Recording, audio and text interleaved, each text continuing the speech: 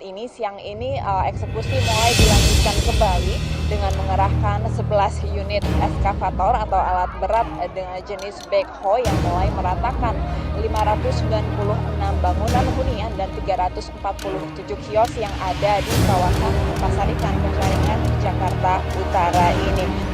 Semuanya pengembang, di balik Ahok itu pengembang. Targetnya memang kampung luar Batang kami yakin habis. Apabila luar Batang mereka datangi dan akan dihancurkan, maka saat itulah kita harus berjihad di jalan Allah. Betul ya? Gerakan rakyat tangkap tangan.